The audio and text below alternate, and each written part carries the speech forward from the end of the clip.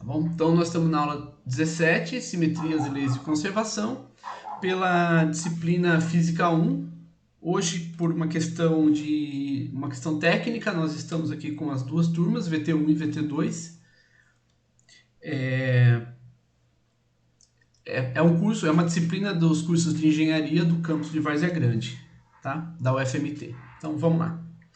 Gente, então, mais uma vez, quem quiser, fique à vontade para abrir o microfone, porque vai ser necessário. Tá? Isso eu tenho certeza. Então, vamos trabalhar simetrias e leis de conservação. E as simetrias, vocês vão ver que pelas simetrias nós vamos conseguir enxergar muito melhor as leis de conservação do universo num todo. E, bom, vamos lá. Aqui sumiu um pedaço aqui, não sei porquê, tá? Mas eu vou trazer de volta. Só um pouquinho que eu vou trazer de volta para vocês. Esse pedaço aqui, o que sumiu, desapareceu. É hoje, né? Oh, caramba! Ah, a bruxa tá solta hoje, né? Como dizem. Cadê? Aulas, isso aí. Simetrias, leis de conservação. Isso.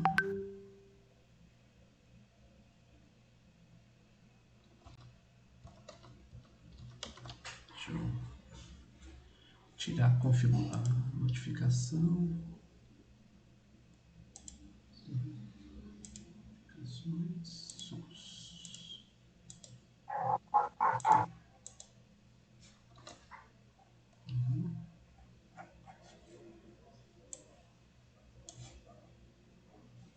Então, bom, eu vou já fazendo as perguntas enquanto eu copio aqui a tela para vocês poderem enxergar. Mas em princípio, o que vocês entendem por simetria? Para vocês, pode dar exemplo, não precisa ser definição não. Pode ser exemplo, pode falar. Matrizes? Como é que é? Matrizes? Isso. Matrizes. Tá, ok. O que você quer dizer com matrizes? Não faz parte da simetria também? Então, mas o que você quer dizer com simetria? Faz parte da simetria, as matrizes? Isso, mas pode ser. Mas uma matriz, ela pode ser uma matriz simétrica. Mas quando a gente fala em simetria, por exemplo, um ambiente em que você percebe simetria, o que seria esse ambiente que você percebe simetria? Pode ser uma sala, pode ser um quarto, pode ser um prédio, pode ser. Enfim.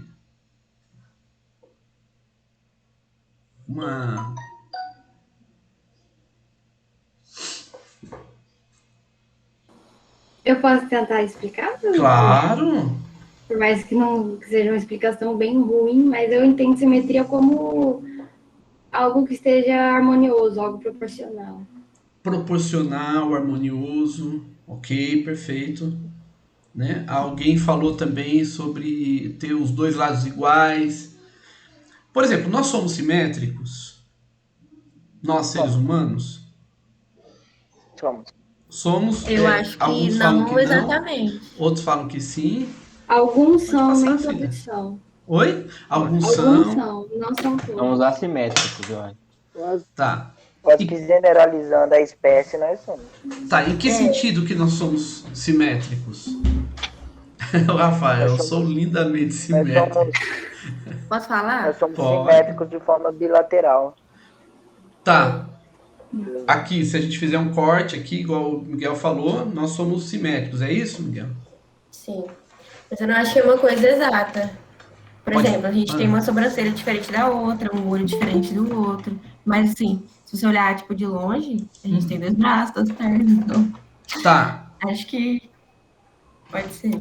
Então, quer dizer, com relação a ter duas pernas, dois braços, vocês falam que a gente é simétrico. Mas se olhar de perto, nós temos nós somos diferentes, nós temos sobrancelhas, uma sobrancelha diferente da outra, um olho um pouco mais puxado, né? Enfim. Né? Olha pra mim, fala de olho puxado. Uma bochecha. Não somos perfeitamente simétricos. É uma bochecha um pouquinho mais gordinha, outra tal. Então, realmente. Agora, vocês falam assim, olhando de longe, nós somos simétricos porque nós temos dois braços, duas pernas, né? Enfim. É o homem vitruviano, né? Do Leonardo, né? Do Leonardo da Vinci. Então, ok. Agora, se nós olharmos aqui de lado, se nós passarmos uma linha aqui dividindo nós não somos simétricos mais. Né? Então, quer dizer, por alguns aspectos nós somos simétricos, por outros não. Tá certo? Se a gente olhar bem de perto ainda, a gente vai ver que como alguém falou, acho que foi a Giovana, falou que às vezes a gente tem uma sobrancelha um pouquinho diferente da outra, tal. Né? Os homens não se preocupam muito com isso, né? Ou alguns se preocupam, né? Que são os como que é? Metrosexuais, né? Que gostam, né? De cuidar, tal, tem uma vaidade. Eu nunca fui vaidoso nesse, né? Você pode ver meu cabelo, tal. Eu também, professor, não tenho o que fazer, né? Então, então, mas isso é interessante. A questão da gente ter partes iguais, de ter harmonia, né, como a Tayla falou, né, ter os braços, quer dizer, tudo isso aí traz pra gente simetria. No ponto de vista da física, quando a gente vem para a física, tá? O que é que nós podemos dizer que é simétrico na física?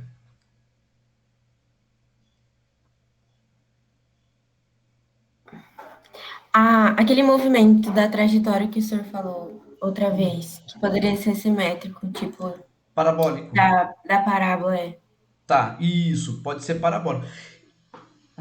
E partir do chão, né? Tá, Tipo, se não tiver uma altura. sim. Aí a parábola, ela é simétrica. Ela Sim. pode ser simétrica se a gente partir da mesma altura. Perfeito, ótimo. Se a gente olhar para o universo para vocês é simétrico?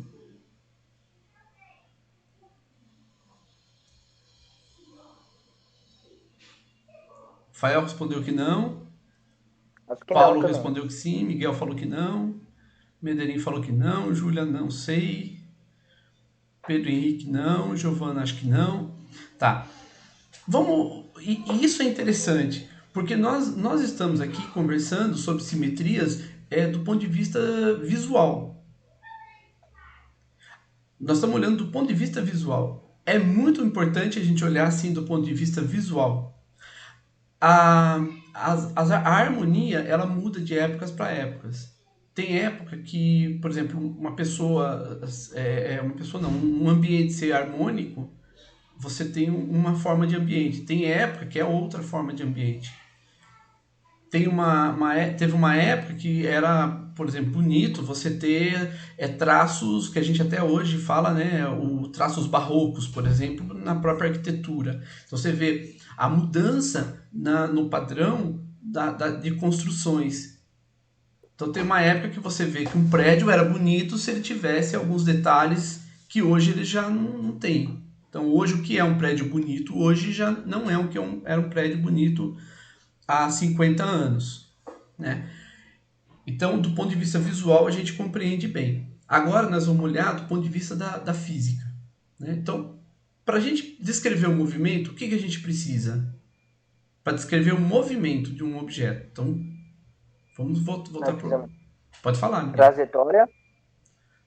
Trajetória... pode continuar. Ulisses falou velocidade. O que mais? Posição inicial. Então vamos lá. Movimento. Movimento tem velocidade. O Miguel falou posição. Vou colocar unidimensional. O que mais? Alguém mais falou alguma coisa que eu não acompanhei o chat? Posso acompanhar. Falaram aceleração, mas pode ser uniforme. Pode ser, mas a aceleração também é uma grandeza que permite que a gente entenda o movimento, né? Então, a aceleração faz parte. E tem outra grandeza, né? Falta uma. tempo. Tá? Então, essas 4 grandezas aqui, elas permitem que a gente possa fazer observação e análise do movimento. Então, para descrever um movimento de um objeto, a gente precisa dessas 4 grandezas. Tá? Aí o Miguel falou, mas pode ser um movimento uniforme. Sim, pode ser um movimento uniforme. Nesse caso, a aceleração é nula. Então, a gente diz aceleração 0, então tá tudo certo. Tá? E aí que entra. Essas 4 grandezas, elas valem para qualquer lugar do universo? Ou só vale para a Terra? Só vale para um laboratório? Só vale... O que a gente pode dizer dessas 4 grandezas físicas? Velocidade, posição, aceleração e tempo. Elas valem em todo o universo? Qualquer lugar do universo que a gente for, a gente pode usar essas 4 grandezas?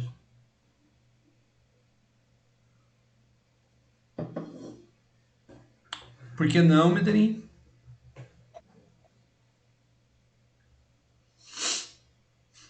Variam aonde? Por exemplo, se eu for...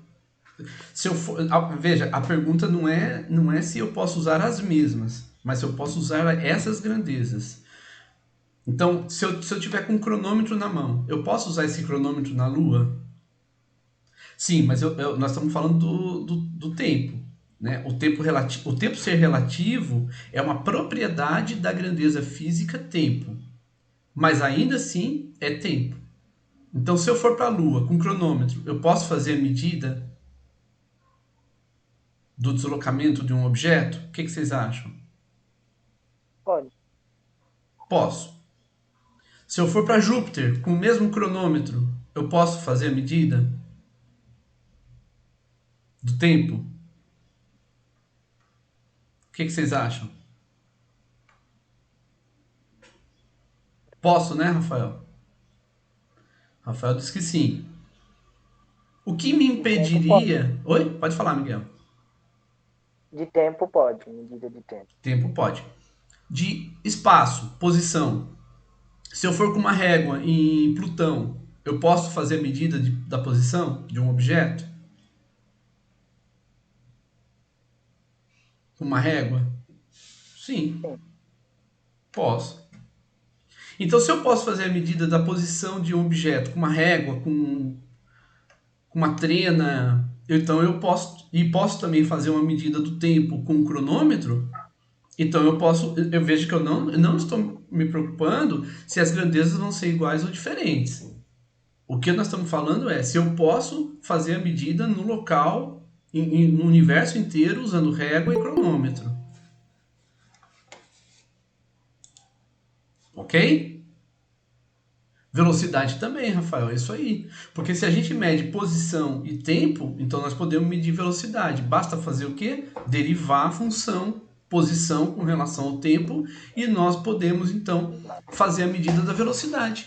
Então nós podemos, inclusive, ter equações cinemáticas em qualquer lugar do universo. Vocês concordam com isso ou não? Sim, concordo. Perfeito. Então vejam, em qualquer lugar do universo que eu for, eu posso descrever, é o item 4, eu posso descrever tais eventos por equações matemáticas, que são, por exemplo, as funções cinemáticas. Então, as funções cinemáticas eu posso usar em Júpiter, Plutão, Saturno, posso usar nas Cefeidas, posso usar na Sirius. Então, eu posso usar em qualquer constelação de Centauro. Eu posso usar em qualquer lugar do universo as funções matemáticas, as funções cinemáticas, que são matemáticas, para descrever os movimentos. Então, se lá nas Cefeidas eu observar um objeto e ele tiver, vou pegar o exemplo que a Giovana falou, ele tiver um movimento, for um lançamento oblíquo, e ele tiver um movimento parabólico, né?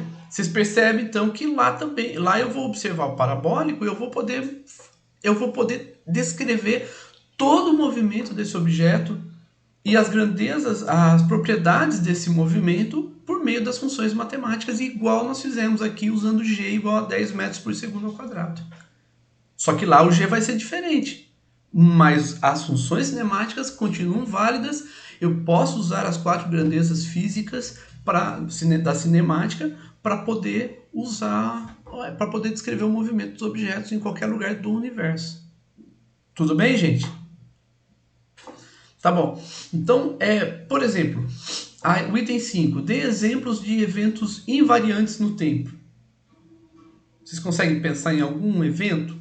Algum fenômeno? Algo que seja invariante no tempo? Não vale falar da tia. Eu tinha uma tia que ela era invariante no tempo. Todo ano ela fazia a mesma idade. Não vale falar disso. Ulisses, a gravidade. A gravidade, ok. Quando o Ulisses fala gravidade, o que vocês acham? A gravidade é invariante do tempo? Eu pensei na gravidade também. Porque a Gravidade. gente não pensa no tempo quando a gente coloca gravidade. Perfeito. Então, se eu estou em Cuiabá, eu vou usar a aceleração da gravidade hoje. Amanhã eu não vou usar outra aceleração gravitacional, vou usar a mesma. Tá? Então, a gravidade é um exemplo de algo, de uma grandeza física que é invariante no tempo. Então, qualquer evento que depender exclusivamente da gravidade, por exemplo, a queda de um corpo sem resistência do ar, né, é invariante no tempo. Então, se nós deixarmos um objeto cair em queda livre, né, e se nós reproduzirmos essa mesma experiência na Nova Zelândia, na China, na Austrália, na África do Sul, em qualquer lugar que a gente for, nós vamos obter os mesmos resultados. Então, esse evento da queda dos corpos, ele é o mesmo. Aí, se eu for para a Lua, não, você não vai obter o mesmo resultado, mas o experimento você pode fazer na Lua também, não tem problema nenhum. Faz na Lua, vai ter a queda do corpo, só que a aceleração é diferente, então o resultado vai ser diferente. Então, em qualquer lugar da Lua que a gente for, a gente vai obter o mesmo resultado. Tá certo? Então, quer dizer, são fenômenos, são eventos invariantes no tempo. Agora, o método que eu empregar aqui, eu posso empregar na Lua, eu posso empregar em Plutão, eu posso empregar em Júpiter, eu posso empregar em qualquer lugar. O método. Tá certo? A queda vai se dar de forma diferente. O que vai ser diferente é a aceleração gravitacional, ou seja, a variação da velocidade com o tempo. Tá certo? Tudo bem, gente? Então vamos para o próximo. Gente, eu já tinha falado para vocês dessa pessoa aqui. É a Amy Noether. Tá? Ela nasceu em 1882 e faleceu em 1935. Tá? Ela faleceu de algo que hoje seria corriqueiro. Ela foi fazer uma cirurgia, se não me engano, para retirada de um cisto de ovário, alguma coisa assim, né? do útero, alguma coisa, e faleceu. Né? Algo que hoje é bem corriqueiro, ela faleceu. Tá? Eu achei que essa mulher aí era aquela que morreu de radiação. Não, aquela é a Marie Curie. Marie Curie. Isso. Eu achei que essa era ela. Tudo bem. Aliás, do filme, né? Tem um filme agora na Eu Netflix. descobri ontem que tinha o filme dela. É verdade, eu assisti ele essa semana. Eu não assisti ainda, acredita? Eu quero assistir. É legal. É uma romantização, né, de uma história, né? Mas pode ser interessante. Eu não vou comentar porque eu não assisti ainda, né? Então, eu não sei, mas... vai dar spoiler. Não, eu conheço a história dela, então não tem spoiler. Sim. Ela ganhou novela fantástica, né? O marido dela morre atropelado, né, na verdade. Sim, cara. Fiquei de cara, meu Deus. Ô, sem spoiler aí. Eu sabia. Desculpa. Olha, eu vi isso na internet há muito tempo. Então, Amy Noether, gente... Já deram spoiler aí de que ela morre de radiação, eu não sou o primeiro. Bom, ela nasceu em 1882, né? Então, ela morre no final, pô. Geralmente, né? Não, eu tô falando da Amy Noether. Mas acho que a Marie Curie nasceu por essa época também. Né? 1880, alguma coisa assim. Bom, a Amy Noether foi contemporânea da Marie Curie. Aliás, a Marie Curie, depois eu vou tentar achar uma foto dela, mas depois eu falo sobre ela. Vamos falar um pouco sobre a Amy Noether. Amy Noether eu já falei para vocês, uma mulher matemática que... assim, foi o seu trabalho foi negligenciado por ela ser mulher, né? Então aqui entra uma série de questões que a gente pode trazer à tona, que é o fato das mulheres na ciência. Então, o fato das mulheres na ciência, isso precisa ser trabalhado. Isso precisa ser trabalhado urgentemente, não só no Brasil, mas no mundo. Tá? A gente pode ver que diversas são as cientistas mulheres, né, que não aparecem, acabam ficando em segundo plano. O próprio Einstein, a esposa dele, a primeira esposa, Mileva, né, ela também foi... seu trabalho foi negligenciado e ela ajudou Einstein muito. Ela também era uma matemática de primeira linha, de primeira categoria, e foi negligenciada também. O seu trabalho foi negligenciado, tal, e Einstein se sobressaiu. Tá? Então isso é uma coisa que precisa ser revista, inclusive por nós. Bom, então eu trago a Amy Noether porque ela disse o seguinte, gente, esse ano aqui é um ano lendário. Em 1905, Einstein publicou 3 artigos. Um deles foi o artigo que deu o prêmio Nobel para Einstein. Qual foi o trabalho de Einstein que deu o prêmio Nobel para ele? Vocês sabem? Por qual trabalho que ele ganhou? Teoria da relatividade? Pois é, não foi. Não foi. Não, cara, do... Não foi pela teoria da relatividade. Einstein ganhou o prêmio Nobel pelo efeito fotoelétrico. Que... Ah, Efeito fotoelétrico. a dualidade da luz. Isso? Tem a ver. Mas ele mostrou que foi um trabalho fenomenal dele, um trabalho maravilhoso dele, que depois Millikan levou aí uns 10 anos mais ou menos fazendo experiência, e quando constatou, aí então os dois ganharam o prêmio Nobel. Então Einstein ganhou o prêmio Nobel pelo trabalho sobre o efeito fotoelétrico e não sobre a teoria da relatividade. É porque muita gente pensa, né, que é a mais famosa, tal, mais famoso trabalho dele. Mas ele fez 3 trabalhos. Os 3 trabalhos que ele fez em 1905, um deles foi sobre a teoria da relatividade restrita, que é um trabalho fantástico, é um artigo maravilhoso. Tá? Tem, inclusive, tradução em português, mas em inglês é fenomenal. Né? A linguagem que ele usou, tal, né? É sobre a eletrodinâmica dos corpos em movimento. Então é um trabalho de eletrodinâmica, não é um trabalho de mecânica, como muitos pensam também. Então, Einstein estava trabalhando com eletrodinâmica. Esse foi o trabalho da teoria da relatividade especial de Einstein. Tem também o trabalho dele que ele fez sobre o movimento browniano das moléculas. A origem de Einstein foi em termodinâmica e mecânica estatística. Então, por exemplo, quando você pega um líquido, pode ser água, tá? E você coloca ele para aquecer, você começa a ver algumas partículas que elas se movimentam lateralmente e tal. E esse movimento é um movimento aleatório e Einstein estudou esse movimento, o movimento browniano que se chama, tá? Que é um trabalho também fantástico dele. Ele usou também as ideias de Planck de 1895 e de 1900, né, justamente para estudar sobre o aspecto da ideia do Planck, que já é a quantização da matéria. E o trabalho dele sobre o efeito fotoelétrico, que é fenomenal. O efeito fotoelétrico até então, todos acreditavam que a luz era uma onda eletromagnética, e de fato, né, a gente pode ter essa visão. Só que o Einstein mostrou que a luz também tinha um comportamento de partícula, e quando ela vem, ela entra em contato com uma superfície, ela retira um elétron dessa superfície, né, que é o efeito fotoelétrico. Tá? É um trabalho fantástico do Einstein também. Então, 3 artigos. Em 1905, esses 3 trabalhos do Einstein foram publicados em 1905. Foi um ano glorioso da ciência. E em 1905, a Amy Noether, tá? Essa mulher que nós estamos vendo aqui, fantástica, ela publicou um trabalho e ela disse o seguinte: para toda simetria contínua na natureza, há uma lei de conservação associada. E para toda lei de conservação, há uma simetria contínua associada.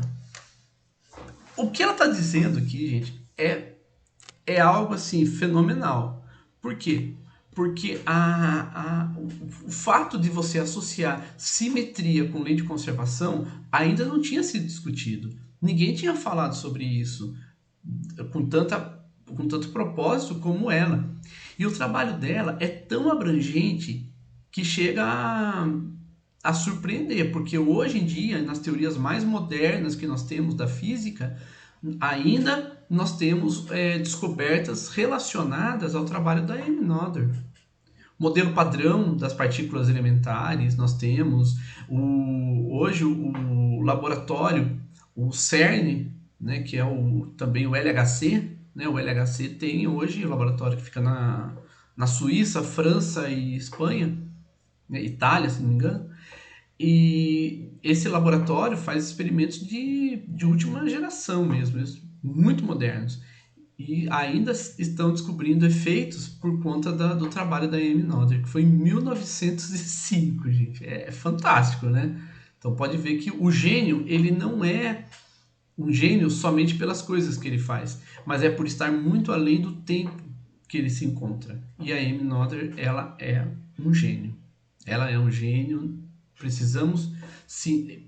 E eu conversei com um amigo matemático esses dias, né, e falei da Amy Noether e nós procuramos muito, pesquisamos muito e tem pouquíssima coisa sobre ela na internet, gente. Pouquíssima coisa. É impressionante como pode ser dessa forma. Mas enfim. Então, aqui nós temos uma caixinha que é o teorema de Noether. E a simetria, olha só, a simetria, a lei de conservação pelo teorema de Noether traz a simetria. Então, se você tem uma lei de conservação, associada a essa lei de conservação, você vai ter simetria. E se você tem uma simetria associada a essa simetria, você vai ter lei de conservação. Então, o que a física faz? A física procura as simetrias. Porque a gente observa os fenômenos da natureza.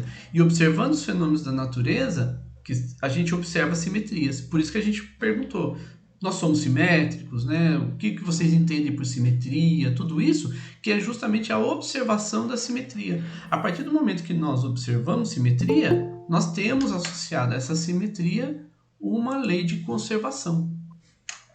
Tá? Então, podemos dizer que há leis de conservação associadas às simetrias. Então, vamos em busca dessas simetrias. Então, quando a gente vai para Plutão e observa um objeto se deslocando e marca o tempo que ele leva para se deslocar, nós estamos observando simetrias também. Por quê? Porque quando nós descrevemos o movimento de um objeto, nós estamos usando as leis de Newton. Então, quando nós levamos o cronômetro e a régua lá para Júpiter para fazer a observação do movimento de um objeto, o que nós estamos no íntimo fazendo? Nós estamos afirmando que lá em Júpiter valem as leis de Newton. Se nós formos para Cefeidas com uma régua e com um cronômetro para medir o movimento dos objetos, nós estamos afirmando que valem as leis de Newton. Então, o que nós estamos dizendo? Que as leis de Newton são universais. Elas valem em qualquer lugar do universo que a gente for, dentro da mecânica clássica. Claro que um buraco negro e tal, você tem alguns efeitos que as leis de Newton não descrevem, né? Elas não dão conta de descrever. Aí a gente vai usar teorias mais aprofundadas, né? Então, o Miguel coloca aqui, a lei da gravitação universal é uma delas. A lei da gravitação universal, se a gente for fazer a medida da órbita dos planetas e da órbita dos satélites, né, dos cometas, enfim, tudo isso a gente usa a lei da gravitação universal de Newton. Então, é uma lei universal. E sempre que a gente tem uma simetria, a gente tem uma lei de conservação. Então, se a lei de Newton ela vale no universo inteiro, nós podemos ir até lá buscar essas simetrias, em qualquer lugar do universo. Amy Noether. Não esqueçam desse nome. Fantástica, tá? Daqui a pouco nós vamos também ouvir, né? Já pensou? Né? Ó, aqui, só que eu tô vendo, fora as outras que eu não tô vendo. Eu tô vendo na minha tela aqui a Júlia, a Tayla e a Giovana, tá? Então, daqui a pouco nós teremos também. Tá? Imagina, Júlia, esses nomes tá? bonitos. Giovana. Opa, estarão aí na história, com certeza. Tá? Amém. Exatamente. E, gente, por favor, hein? É uma coisa que eu sempre digo para todos os meus alunos. Eu não quero meus alunos abaixando a cabeça para ninguém. Então, se vocês forem num congresso, num evento, alguma coisa, chega lá, tem um aluno do ITA. Nossa, um aluno do ITA. Nada disso, gente. As aulas que vocês têm aqui são as mesmas aulas que eles têm lá, que são as mesmas aulas que tem na USP de São Carlos, de São Paulo. Tá? A gente conversa da Federal do ABC, a gente conversa com colegas de outras universidades e a gente está... eu não sei se eu conto para vocês, acho que eu vou contar. Até conversando com um colega do ITA, inclusive, ele falou, a gente conversando sobre as aulas e tal, e ele falou, nossa, Fred, você está pegando muito pesado com seus alunos. Então, para a gente ver aí que vocês não estão para trás não, viu, gente? Vocês estão muito para frente. Que Bom, bom. e então, aí o que acontece? Então, nessa disciplina, nós vamos olhar apenas 3 aspectos, apenas 3 tipos de simetria. Nós vamos olhar a uniformidade temporal, que é essa questão do evento, o tempo que a gente leva para um fenômeno ocorrer, ele vai ser o mesmo independente do local, independente do momento, independente de tudo. Ele vai ser o mesmo? Vai. Então tem uma uniformidade temporal. O que acontece? Se eu pegar um tubo de 1 metro, colocar um objeto para cair ali dentro desse tubo, esse fenômeno vai ser o mesmo aqui nos Estados Unidos, na Europa, na África do Sul, em qualquer lugar que a gente for, o fenômeno vai ser o mesmo. Isso, então, significa que tem uniformidade temporal. E se tem uniformidade temporal, tem uma lei de conservação. Lembra? Simetria? Sim, lei de conservação. Qual é a lei de conservação que está associada à uniformidade temporal? É a lei de conservação da energia. Então, se há simetria temporal, então tem conservação da energia.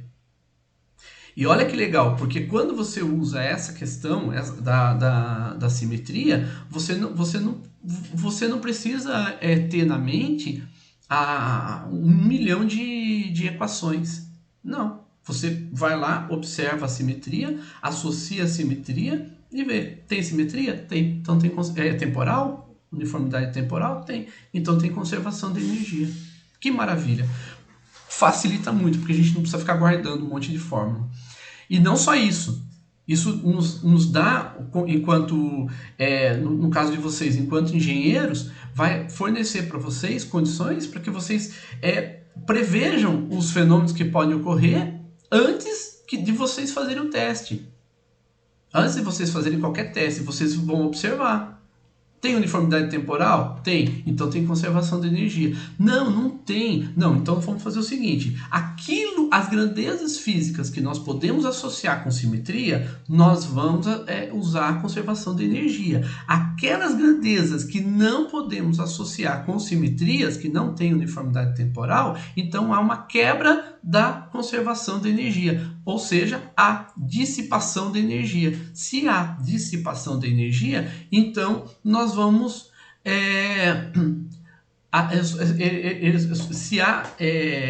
se não há simetria, então eu vou usar, por exemplo, a dissipação. Então agora eu vou usar a dissipação. Por exemplo, eu vou soltar um objeto da altura de 1 metro e a hora que eu solto ele cai em queda livre, porque não tem resistência do ar. Mas aí eu vou para um lugar que a temperatura é muito alta. Não, vou falar o seguinte, que a temperatura é muito baixa, porque nós já estamos num lugar que a temperatura é uma das mais altas do mundo, né? Cuiabá, né? Acho que só perde para Las Vegas, né? Se não me engano. E olha lá. Então nós estamos aqui num lugar, então nós vamos para um lugar com temperatura muito fria, um lugar muito frio, muito inóspito. E sem dizer que a aceleração da gravidade ela varia de ponto a ponto do planeta, ela não é a mesma. Então, se a gente está aqui, eu estou aqui em Cuiabá, se você vai, por exemplo, para o Japão, a gravidade lá vai ser outra. Ligeiramente diferente. Ligeiramente, mas vai ser diferente. Se você sobe uma montanha, vai ser diferente. Se você vai para o Polo Norte, é diferente. Então, ela muda. Tá? Miguel, tá um pouquinho, né? Esfriou um pouquinho. Eu tô até com o ar-condicionado desligado aqui hoje. Então, gente, nós estamos reparando que se as grandezas físicas que nós podemos associar à uniformidade temporal, então nós vamos vai ter uma conservação de energia. Aquelas que não podem, a gente vai usar a quebra da conservação de energia, mas dá para a gente trabalhar com elas e nós vamos ver como fazer. A homogeneidade espacial. Homogeneidade, ela está relacionada com a conservação do momento linear. Então, se é homogêneo, então se o espaço é homogêneo, então tem conservação do momento linear. O que é o espaço homogêneo? Se eu olhar para a minha frente, se eu olhar para o lado esquerdo e para o lado direito, eu tenho as mesmas coisas. Certo? Se eu olhar para esses dois lados, então eu tenho as mesmas coisas, então o espaço é homogêneo. Então, se eu realizar um evento na minha esquerda e o evento for o mesmo na minha direita, então significa que o evento é o mesmo. Então, existe uma homogeneidade espacial e uma uniformidade temporal. Então, tem os dois? Tem. Então, temos conservação de energia e conservação do momento linear. Pode haver conservação de energia e não haver conservação do momento linear? Sim, basta que tenha uniformidade temporal e não tenha homogeneidade espacial. Então, aí eu tenho conservação de energia e não tenho conservação do momento linear. Professor, a Sim. homogeneidade espacial está ligada ao visual, então? Não. Aí que tá, Miguel. A gente ia chegar lá já. Mas você já antecipou um pouquinho. Aqui eu já posso falar para vocês. Não é o visual. Quando nós olhamos para um lado esquerdo e para o lado direito, nós não olhamos mais com esses olhos. Nós olhamos com os olhos da física, que são as leis. Então agora nós estamos olhando com os olhos da física. As leis da física valem da mesma forma no lado esquerdo e no lado direito? Valem. Então é simétrico. Tá? E isso que você falou é muito interessante. Porque o que acontece? Hoje, por exemplo, quando eu olho um arco-íris, o que eu vejo? Eu não vejo só cores. Eu vejo as ondas eletromagnéticas, eu vejo refração, eu vejo difração. Então eu vejo um monte de fenômenos que estão ocorrendo ali no arco-íris. Isso faz com que o mundo, o universo, ele tenha uma beleza muito maior. Muito maior do que ele tem. Quanto mais conhecimento a gente tem, mais o mundo fica bonito. Mais ele fica belo. Mais a gente consegue enxergar beleza naquilo que está à nossa volta. E aí sim a gente pode dizer, com esses olhos eu consigo enxergar. Agora, com esses olhos aqui, eu consigo fazer uma observação muito mais profunda. Tá? Vou dar um exemplo para vocês. O Sebastião Salgado ele é um fotógrafo. Fotógrafo, assim, de primeira linha mesmo, maravilhoso. E ele tem uma foto de uma mulher essa mulher é catadora de cana. Então, a foto que ele tem a foto das mãos dela. Ele tirou foto das mãos dela. E as mãos dela muito escuras por conta do trabalho que ela faz e muito cheias de cicatrizes. Né? Porque colher cana, né? Não sei se vocês já viram coleta de cana. Eles queimam a cana e aí você vai lá e coleta a cana. Então, as mãos não aguentam, né? E quando eu vi aquela foto, né, eu pensei assim, né? O que é a beleza? A beleza, ela está associada aqui, né? Então, para mim, naquele momento que eu vi essa foto, eu gosto muito dele, né? Sempre eu estou acompanhando o trabalho dele, vendo os trabalhos dele de fotografia, né? E para mim aquela foto representou beleza. Né? Por que beleza? Beleza não. Beleza são unhas feitas, é uma mão cuidada. Depende. Depende, porque aquela mulher, por que ela não pode ser bonita? Né? Ela não é bonita nos padrões que a gente tem na sociedade. Mas do ponto de vista de uma mulher que está ali, naquelas condições, trabalhando, eu olhei aquilo e falei, isso é beleza para mim. E o Sebastião Salgado, ele dizia isso, que ele estava fotografando o ambiente de pessoas que estão trabalhando em condições muito precárias. muito precárias, né? E não é a beleza dos salões, mas é a beleza exatamente, é isso aí, Miguel. A beleza está associada ao significado que tem por trás. Então a gente começa a ver, associar ao significado, vou usar a sua palavra, Miguel, obrigado, né? Vou usar, o significado é que está associado à beleza. Então a gente começa a ter um outro olhar sobre aquilo que a sociedade inteira vê de um jeito, você vê de outro. Mas você não vê de outro simplesmente, você vê pela sua perspectiva. Tá? Então, ao olhar, você não se fecha, você se abre e olha, e tenta olhar de outras formas. É como quando você pega um livro na mão. Hoje em dia nós temos a internet, mas se você pegar uma enciclopédia na mão, e se você pegar essa enciclopédia e for procurar sobre um assunto, você vai passar por 1 milhão de assuntos antes de chegar naquele assunto que você quer. Isso faz o quê? Que você aumente ainda mais a sua informação sobre vários temas. Né? Então você abre, você não fecha. Né? Bom, e a isotropia espacial? O espaço isotrópico é o espaço... Vou dar um exemplo de espaço isotrópico. Se eu olhar de um lado, eu vou ver estrelas, do outro lado também. E as estrelas que eu vejo à minha volta, em toda a minha volta, eu vou ver estrelas. E todas as estrelas têm comportamentos baseados nas mesmas leis. Então significa o seguinte, se você está olhando para um lado e se esse lado começar a girar, você vai girar e isso não vai mudar as leis da física por conta do movimento de rotação. Então a Terra gira.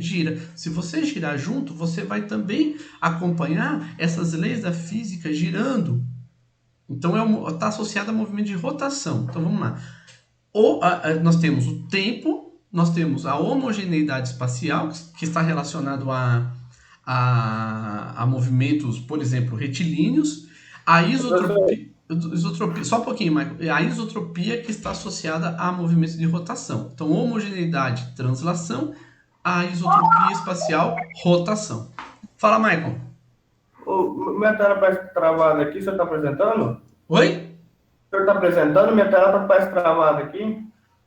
Não, está no mesmo lugar ainda, está na simetria, teorema de Noether, lei de conservação. E aí tem uniformidade temporal, homogeneidade espacial, isotropia espacial. Ah, tá. Tudo bem. É isso que você está vendo? É isso mesmo que estou vendo. Tá parado nessa tela. A gente está conversando ainda sobre essa tela. Tudo bem. Professor, Oi? o contrário de isotropia seria entropia? Não, entropia é uma grandeza física, né, que é uma grandeza, vocês vão ver, se vocês tiverem Física 2 ou Termodinâmica, vocês vão ver nessa disciplina, né? A entropia é uma grandeza física, tá? E a isotropia tá relacionado ao aspecto ao aspecto espacial, às propriedades espaciais. Tá? São duas coisas bem diferentes. Já que você disse que isotropia, as coisas estão seguindo as leis, né? Estão em ordem, eu associei a palavra ordem. Tal. Tá, não tá. Não, não são relacionadas, não. Então, agora nós vamos passar, e aí o Michael vai ver o que vai passar. Por exemplo, alguém tem algum comentário a fazer até agora? Porque eu passei um pouco rápido, falando inclusive rápido, para a gente chegar aqui, nesse ponto que a gente está. Tá? Vamos lá, nós temos então dois objetos. Um objeto de massa M1 e outro objeto de massa M2. Eu coloquei o M2 representado maior aqui, o azul, tá? Mas é só para a gente ver que M2 é maior que M1. Nem sempre aquilo que é maior tem maior massa, né? Mas aqui é mais para a gente ter essa questão visual. Então, nós vamos colocá-los em queda. Né? Mas nós vamos supor que M2 chegue primeiro. Então, nós vamos dizer o seguinte. A massa M2, por ter massa maior, vai chegar primeiro. Tá? Então, nós vamos dizer isso. Então, por isso que é uma suposição. Então, nós estamos supondo que...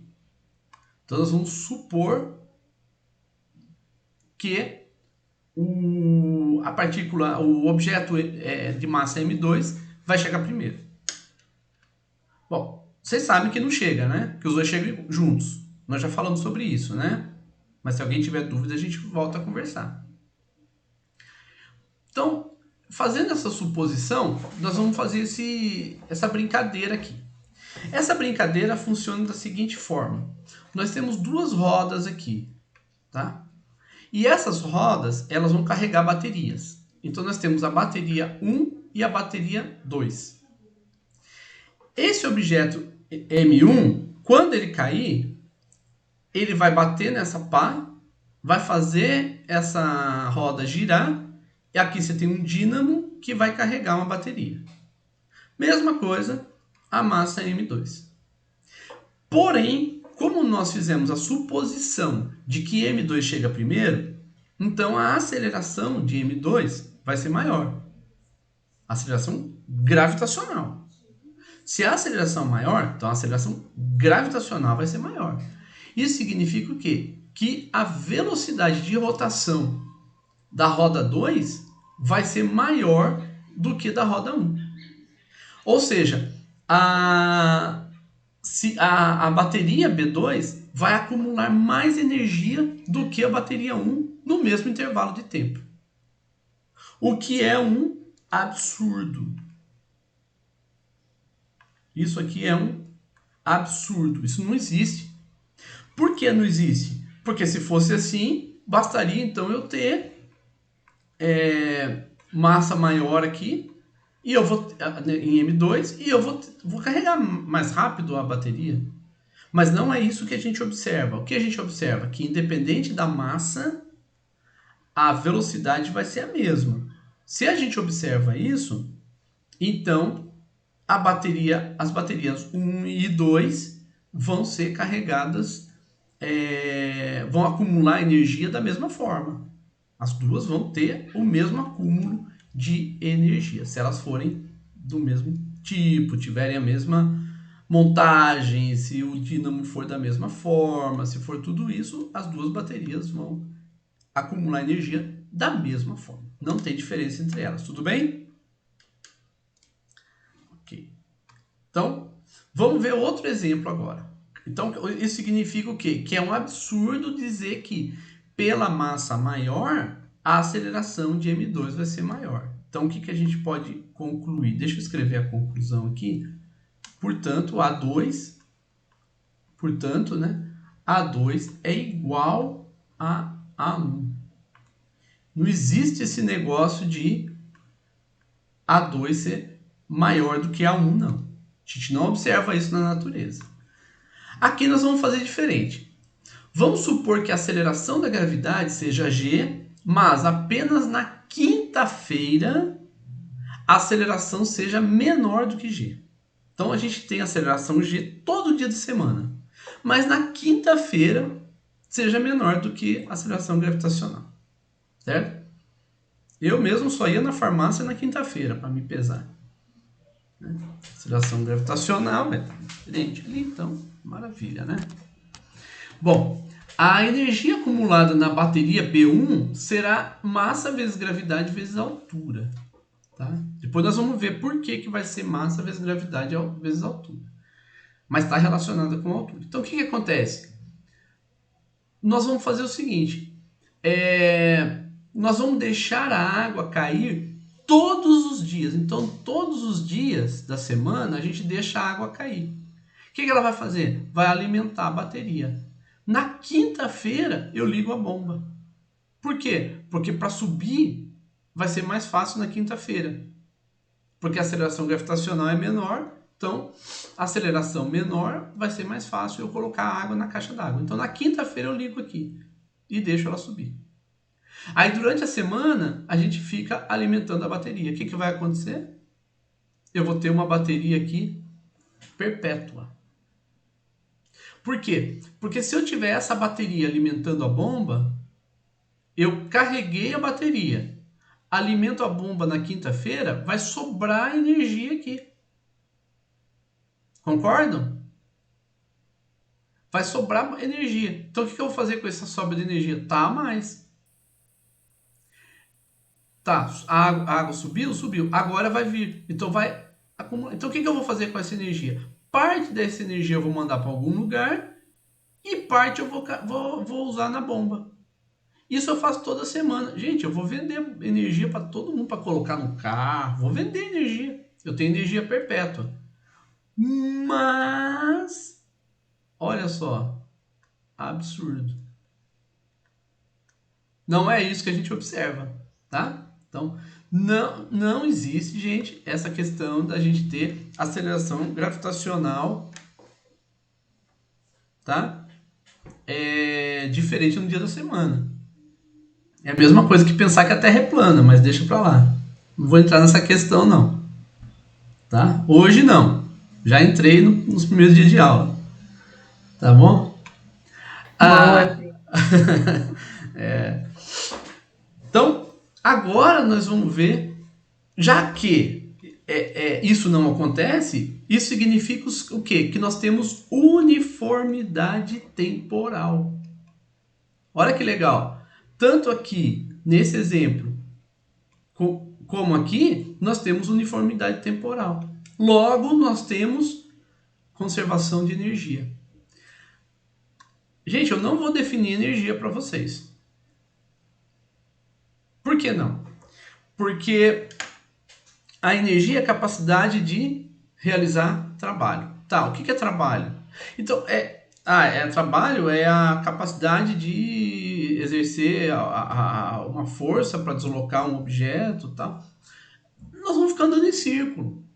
Por quê? É aquela coisa, né? Como que é? Tostines é fresquinha porque vende mais ou vende mais porque é fresquinha, né? Vocês nem sabem o que é Tostines, mas Tostines era um biscoito de chocolate que tinha lá nos anos 90, tá?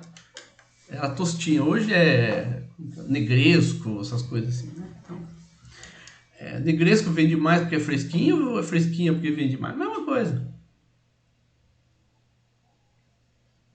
Então, o que nós vamos fazer? Nós vamos utilizar uma grandeza chamada energia. Olha lá, o Miguel colocou, a zebra é preta com listas brancas ou branca com listas pretas, né? Boa. Nós vamos usar a energia, né? Uma grandeza chamada energia, que daqui a pouco nós vamos ver o que é. Mas, olha só, movimento vertical sem resistência do ar. Sem resistência do ar, eu tenho movimento vertical. Como a aceleração é constante, tá? Vamos lá. Se a aceleração for constante, vamos supor que a aceleração seja constante, tá? Então nós temos que a velocidade é v0 mais at e a posição vai ser a posição inicial mais a velocidade inicial vezes o tempo mais meio de at quadrado, tá? Essas daqui são as funções cinemáticas. Tô gravando, Giovana, tá? Acho que tá, né? Deixa eu ver aqui. Tá gravando sim. Professor, mas é em Y, né? Isso aí. Eu tô fazendo no geral. Tô fazendo Geral? no geral. Você tem uma aceleração constante, né? Então você vai ter a velocidade escrita dessa forma e a posição pode ser x, y, z, s, né? Vai ser esse que é bem geral. Que Mas dá você na tem mesma se a razão. gente Oi? integrar, né? Dá na mesma se a gente integrar, né? Exatamente. Aqui é por integração a gente chega também nesses resultados. Por integração e depois por integração novamente, tá? Mas o que eu vou fazer? Eu vou dizer o seguinte, que o tempo vai ser v menos v0 dividido por a. E vou substituir em x. Então nós vamos ter ΔX, sendo x menos x0, que é igual a v0 vezes, né, vezes o tempo. O tempo é v menos v0 sobre a. Mais 0,5, né, meio vezes a vezes t ao quadrado. Tá? Eu não vou fazer esse cálculo aqui, mas, né, mas se alguém tiver dúvida, depois fala comigo. Nós vamos ter v ao quadrado igual a velocidade inicial ao quadrado mais 2 vezes a aceleração vezes ΔX. Usaram Torricelli, então, né? Exatamente, Michael, é Torricelli, tá? Aliás, você sabe, a origem disso aqui é porque tinha Torricelli fez um estudo, né? Ele usou um galão cheio de água, mas esse galão tinha um furo aqui, ó. E a água, então, ela fazia esse movimento parabólico. Olha só o movimento parabólico aqui. Isso aqui é chamado de xixi de Torricelli. Sério mesmo? E daí que veio essa expressão, tá? Xixi de Torricelli. Então nós temos aqui v quadrado igual a v0 ao quadrado mais 2a vezes a variação da posição. Isso só vale para geral, mas eu coloquei geral, mas vou colocar entre aspas. Só vale para aceleração constante, tá? É isso aí, Rafael. Bom, então nós vamos usar essa expressão. Então veja que nós estamos usando essa expressão v quadrado igual a v0 ao quadrado mais 2a ΔS. Ah, eu quero usar y. Tudo bem, pode usar ΔY. Não tem problema não, tá, gente? Uma vez que a gente está calculando a altura. E nós então chegamos ao resultado que a velocidade inicial que nós precisamos impor a esse objeto para que ele chegue até a altura h, seja qual for a altura h, é 2 vezes g vezes h, raiz quadrada. Raiz quadrada de 2gh. Essa é a velocidade inicial para que esse objeto chegue na altura h. Tudo bem? Fazendo essa conta. Então veja que... De onde tirou isso aí? Não foi da cartola. Tá? Não foi da cartola. Não é mágica. É observação da natureza, sabendo que esse é um evento com uniformidade temporal. Então veja só. Nós sabemos que tem a uniformidade temporal nesse fenômeno que nós já observamos aqui atrás. Nesse caso e nesse caso. Nós já vimos que há uniformidade temporal nos eventos associados à gravidade. Tá? Aceleração gravitacional. Então, o que nós vamos fazer? Bom, observamos então que a velocidade que nós precisamos impor a esse objeto para que ele suba uma altura h vai ser raiz quadrada de 2gh. Isso, Bruno. Exatamente. É como se fosse uma velocidade de arranque. É uma velocidade inicial que você coloca aqui para que ele suba uma altura h. Tá? E quando ele desce, qual vai ser a velocidade dele final? Aplico também essa equação e chego à expressão que a velocidade, quando ele retorna aqui no ponto de origem, vai ser raiz quadrada de 2gh. Lembra que é sem resistência do ar. Se fosse com resistência do ar, seria diferente. Tá? Então, as velocidades elas vão ser iguais. Nós estamos montando uma ideia, tá, gente? Então agora, nossa, professor, agora virou Zé Tele, né, como dizem. Vamos lá. Vamos colocar aqui uma rampa agora. Tá? E nessa rampa, nós vamos colocar um objeto. Tá? Deixa eu fechar aqui e tal. Então, vamos pôr um objeto aqui. Esse objeto, ele vai descer essa rampa dessa posição até essa posição, por exemplo. Tá? Então ele vai descer essa rampa dessa posição até essa posição. Bom, uma vez que ele vai descer a rampa e vai se deslocar dessas duas posições, então nós vamos chamar isso aqui de L. Mas nós não podemos esquecer que aqui tem uma altura H. Tá certo? E é isso que nós vamos ver.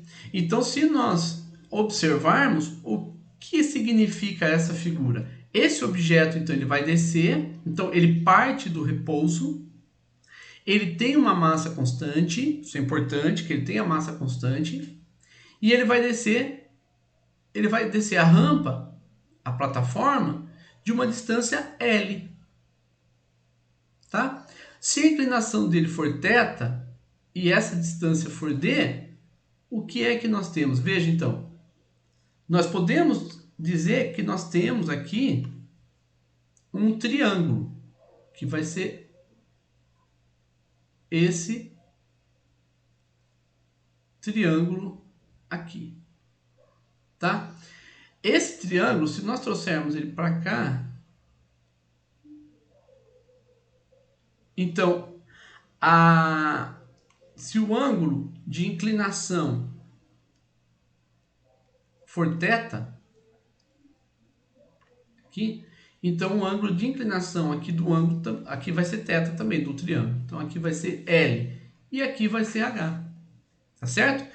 Então olha só o que nós vamos fazer. Seno de θ vai ser H sobre L, porque aqui está o triângulo, aqui está o ângulo de 90 graus. Então a altura é L seno de θ. E nós vamos guardar esse valor, tá? Que é esse valor aqui, H L seno de θ, tá? Por outro lado, nós vamos, deixa eu pegar esse cara aqui. Vamos trazer ele para cá, tá? Porque a gente quer ver qual vai ser a aceleração dele agora. Então agora nós vamos ver a aceleração dele. Quando a gente vai ver a aceleração dele,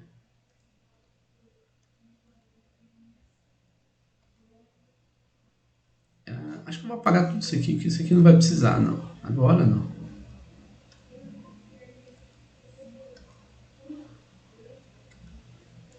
Esse aqui também, esse aqui também, esse aqui também. Eu vou trazer uma coisa que nós já vimos, tá? Que é, ele vai ter uma força peso e vai ter uma força normal. Então ele tem aqui o peso e a força normal. E vamos representar agora o diagrama de corpo livre. O diagrama de corpo livre dele aqui vai ser... Eu vou colocar... Só vou representar a força-peso porque não tem atrito. Se não tem atrito, então somente o... Opa! Vou representar só o peso. Só o peso está fora do eixo de... Porque ele vai descer essa rampa. Então nós vamos colocar o X para cá, tá? Então, com isso, nós vamos ter as componentes x e y do peso. Então, nós vamos ter essas componentes aqui. Px e Py. E esse aqui é o P, tá? E aqui é o ângulo θ, tá? Se aqui é ângulo θ, aqui é 90 graus, né? Então o θ vai estar aqui. Então nós temos que Px é P seno de θ, tá? Guarda essa informação aqui, bom? Que é essa daqui, que está aqui, ó. Cadê? Px é P seno de θ. Então nós chegamos nessa informação. Aplicando o caso particular da segunda lei de Newton, porque a massa é constante, então nós vamos ter que a força é massa vezes aceleração. A massa vezes aceleração, portanto, é Px, porque a única força que está agindo na direção x é Px, e nós vamos ter massa vezes aceleração igual a massa vezes gravidade vezes seno de θ, e com isso a gente chega nessa expressão aqui. Então nós vamos usar essas duas expressões. H vai ser L seno de θ, H é L seno de θ e a aceleração é G seno de θ. Tá? Então o que nós fazemos? Aplicamos Torricelli. Tá? Então veja, a velocidade que ele No caso, a velocidade é a velocidade em B, que é o ponto B que ele vai chegar. Vai ser a velocidade inicial. A velocidade inicial é a velocidade no ponto A. Tá certo? E é zero. Que é essa velocidade aqui. Velocidade inicial é zero. Tá? 2A vezes L, que é 2 vezes a aceleração que ele vai ter ao descer a rampa, vezes a variação da posição dele, que é o L, né? Que é o próprio L. E, então nós vamos ter VB ao quadrado igual a 2 vezes G seno θ, que é a aceleração. Então esse valor aqui é o valor da aceleração que nós obtivemos agora de pouco, tá? Só que eu vou inverter. Ao invés, eu posso, a ordem dos fatores não altera o produto. Vocês já ouviram falar disso? É mentira, tá? Se for um produto vetorial, altera. Por exemplo, se for um produto vetorial, o produto V é diferente de V produto vetorial U. Tá certo? Então, a ordem dos produtos não altera. Altera sim, aqui, ó, alterou. Tá certo? Então, aqui você tem que manter a ordem. Então, a ordem altera. Mas, quando você está fazendo um produto simples, né? Você pode alterar aqui, não tem problema nenhum. Aqui não é produto vetorial, então você pode. Né? Então, o que eu fiz? Eu tirei o G e coloquei o L para dentro do parênteses, né? Então, ficou L seno de θ. Mas L seno de θ é o H. Então, eu substituí por H. Ou seja, a velocidade que ele chega no final da rampa, aqui no ponto B, melhor dizendo, vai ser raiz quadrada de 2GH. Cara, essa é a hora que os alunos eles não aguentam, eles batem a cabeça na mesa, eles chacoalham a cabeça, eles riem à toa, eles choram, tem gente que chora, sabe? Fala, não é possível, o que é isso, né? Vira aquela festa na sala de aula, né? Como nós não estamos em sala de aula, eu sei que vocês estão se contendo aí para não fazer isso, né? Vocês estão com vergonha de fazer isso parecer no vídeo, né? Porque tá gravado, tá? Eu entendo, né? Mas esse é o momento, né? Em que os alunos não aguentam neles, né? De tanta alegria. Por quê? Porque eles chegam à conclusão de que se você solta um objeto do ponto A até o ponto B em queda livre, a velocidade dele vai ser raiz quadrada de 2GH. Mas se você soltar ele do ponto A para ele ir até o ponto B e a altura for a mesma, ele vai ter a mesma velocidade. A intensidade vai ser a mesma. A intensidade, tá? Porque o vetor não é o mesmo, mas a intensidade vai ser. Ou seja, em módulo é o mesmo. É a mesma velocidade, né? Vou comprar um bolo, tanta alegria. Professor, como assim? Isso aí é o que tava na prova, né? Parecido. É bem parecido com esse daí. Então, e não mexe com o tempo, tipo... Não precisa. Você pode calcular o tempo, mas não precisa. É o que eu fiz na prova, né? Demorou 2 anos. E aqui nós fizemos em 2 segundos. Aqui, ó. Exatamente. Aí, ó. Na verdade é esse aqui, né? Cadê? Aqui, ó. Olha ele aí. É isso aí mesmo. Pronto. Né? Então nós chegamos a esse valor. E nós agora sabemos que se nós utilizamos... Partiu segunda chamada, ó, Miguel, a Júlia também. Se eu soubesse disso na prova, né? Mas é que a gente não tinha visto ainda a conservação de energia. Não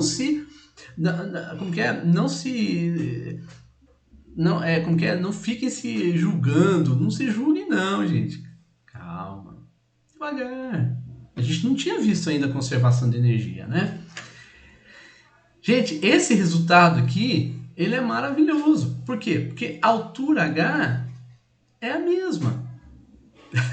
O Bruno.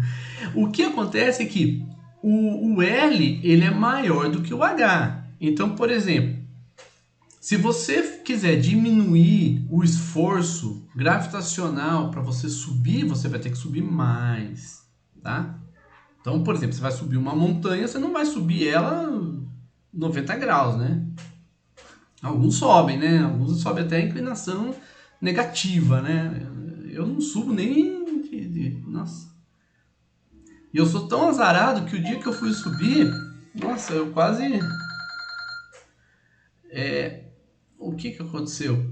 Foi em Barra do Garça. Se tiver alguém de Barra do Garça aí, se alguém conhecer Barra do Garça, sabe o que eu vou te falar.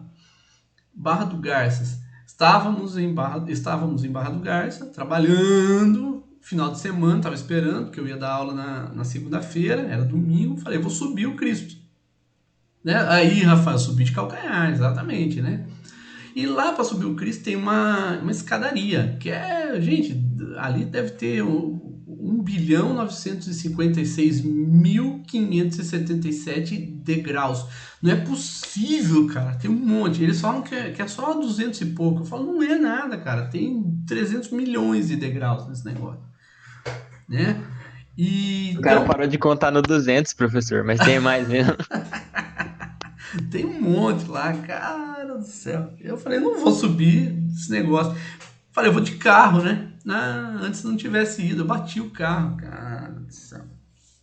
Eu bati o carro, mas subi. Sério? Bati numa Como é que moto. você bateu o carro pra subir? Lá não tem placa de pare, né? Eu não sabia se eu tava na preferencial, não. A moto veio e tal, bateu. Caraca. O cara saiu bem e tal, tava normal, levei ele em casa, ele tava super bem. E eu também tava bem, o carro tava bem, né? Aí a gente entrou em acordo e eu subi de carro. Mas o carro, para subir, não é o mesmo esforço, gente, não é diferente. A diferença é que eu não estou me esforçando. Bom, e agora vem o caso 3. Vejamos só o seguinte. Quando ele sai de A e chega em B numa queda livre, a velocidade é 2gh, raiz quadrada de 2gh. Quando ele sai de A e vem a B por uma rampa, a velocidade dele é raiz quadrada de 2gh. E agora, vamos fazer aqui um half pipe e vamos fazer o seguinte, tá? Não tem atrito, não tem resistência do ar. Se ele sai do ponto A, ele vem... Qual a velocidade que ele vai ter no ponto B?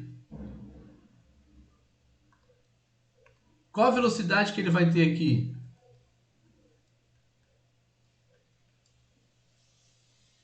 Hã?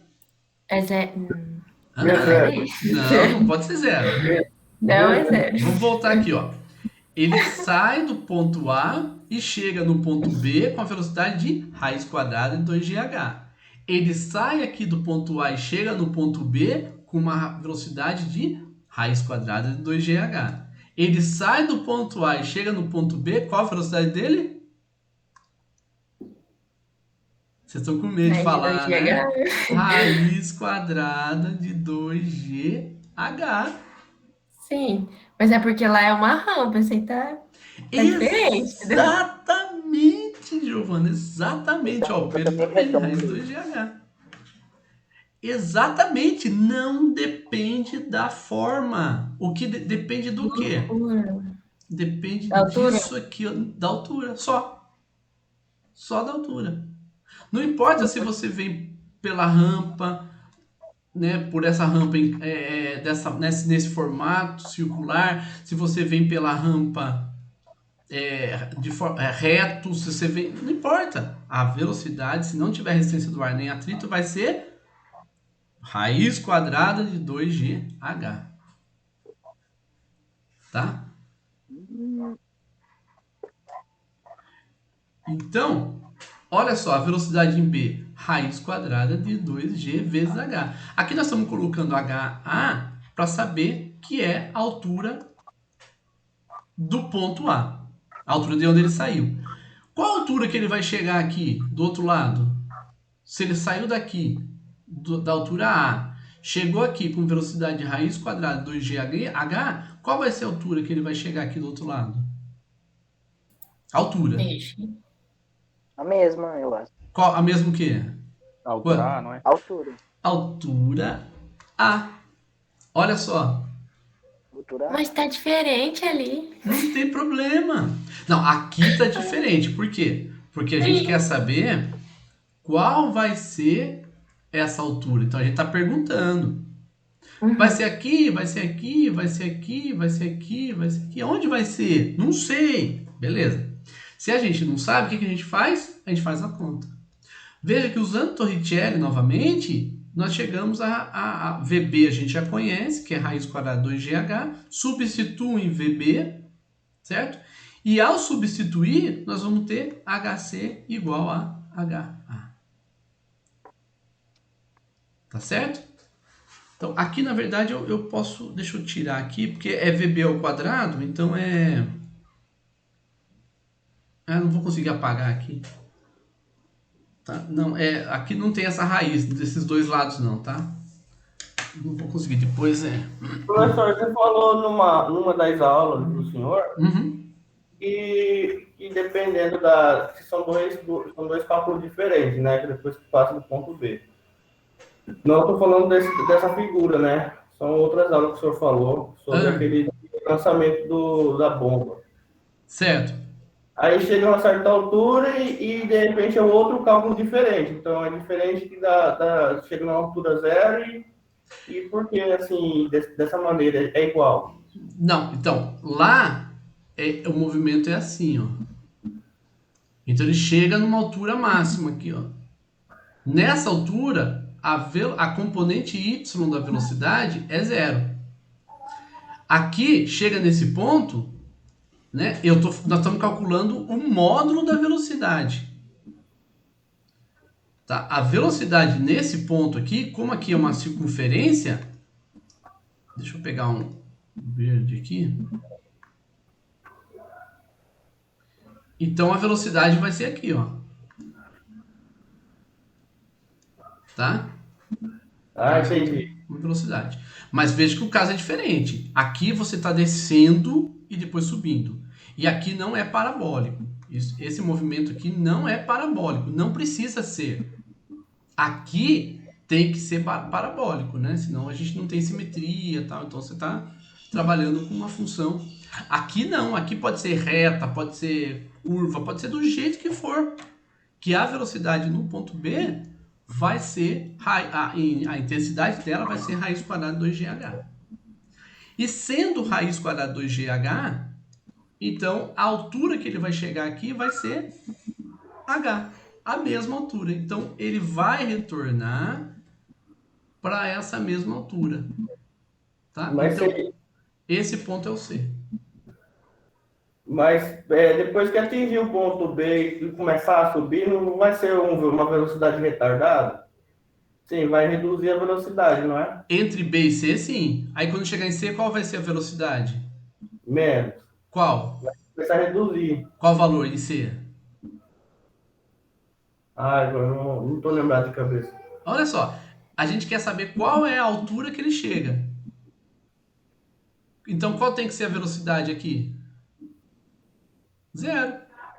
Ah, tá, beleza. Tá certo? Isso, Rafael. Chegou aqui com a velocidade nula, ele vai começar a voltar. Ele volta e vem para A. Então ele vai ficar fazendo esse movimento aqui, ó, pendular. Tá? Vai ficar oscilando aqui em torno do ponto B. Sempre? Então, sempre. Porque não tem resistência, não tem atrito, não tem nada. Né? Faz sentido. Mas tem alguns tem alguns relógios que são baseados nisso aqui, ó. São, por exemplo, vários relógios o relógio de pêndulo é baseado nessa ideia. O relógio de pêndulo, então, qual que é a ideia dele? Ele vai ficar lá, oscilando e dando a hora. Chega um ponto que ele não dá mais a hora certa. Você vai lá e faz o quê? Você corrige. Então você vai lá, arruma o pêndulo, põe ele para oscilar novamente, e aí ele vai ficar dias, semanas. Os relógios suíços ficavam, por exemplo, ficam ainda, né? Por muito tempo funcionando sem precisar da corda, né? Que a gente chama, né? Da corda no relógio. O relógio de pulso, por exemplo, você faz o quê? Dá corda nele. Né? O relógio mecânico. Você vai lá, dá corda nele E o que é dar corda? É você fornecer energia para que ele faça a oscilação necessária para te dar a hora certa. É verdade, Júlia. Nossa, uma vez eu ganhei do meu avô um relógio desse que você tinha que balançar. Você balançava, ele recuperava e vamos embora. O de pêndulo também, né? Você vai lá, balança ele e ele volta à estrutura. Ó, Então, Miguel. Oi, pode falar, Mike. então, aí você solta essa bolinha. Aí eu solto sem energia, sem nada, só fazendo a equação da gravidade. Aí ele vai para o ponto C, ponto A, ponto C, ponto A, mas de qualquer jeito, quando acaba a velocidade dele, vai ficar bem no centro no B. Então é isso? É a ideia? Só vai parar no B se Se não tiver mais ação. Tá me ouvindo? se não tiver o quê? Vai parar, a bolinha vai assim, solta a bolinha ali no ponto A. Aí vai Isso. no ponto B, volta no ponto A e vai ainda reduzindo a velocidade até parar no B. É isso que é a ideia? Mas só vai parar se tiver tem que ter uma condição para ele parar. Qual é essa condição? Senão ele não para. É a gravidade? Uh-uh. Atrito ou resistência do ar. Se tiver atrito ou resistência do ar, ele vai parar. Mas se não tiver, ele não vai parar nunca. Vai ficar eternamente nesse movimento, indo de A para B, para C. Ele só vai chegar em C se não tiver resistência do ar nem atrito. Senão ele nem chega em C. Entendi. Nós vamos fazer alguns exercícios que ele não vai chegar em C. Ele vai até perto de C e volta, e aí ele vai ficar nesse movimento até parar em B. Inclusive, você pode calcular quanto tempo leva para ele chegar em B. Aliás, esse cálculo que a gente faz, quanto tempo leva para chegar em B, é o cálculo que os engenheiros fazem para saber quanto tempo um equipamento vai funcionar, mesmo que ele seja elétrico. Mesmo que ele seja elétrico. Tá certo? Inclusive, nos anos 90, uma dificuldade muito grande que os engenheiros tinham era fazer com que o produto elétrico ou eletrônico, ele deixasse de funcionar exatamente no momento em que acabasse a garantia. Acabou a garantia? Deu pau, troca. Agora nem precisa mais. Por quê? Porque de ano em ano as pessoas vão lá e trocam o celular, trocam não sei o que, trocam não sei o que. Eu tô com o meu Samsung J7 aqui, cara, desde 2015. E vou ficar com ele. Tá aqui, tá funcionando, então tá maravilhoso. É isso aí, Medeirinho, tá certinho você. Tá, deixa eu ver o que o Miguel falou. Minha cabeça nesse momento. Usar limites para determinar a equação da reta tangente nesse ponto da curva. Boa!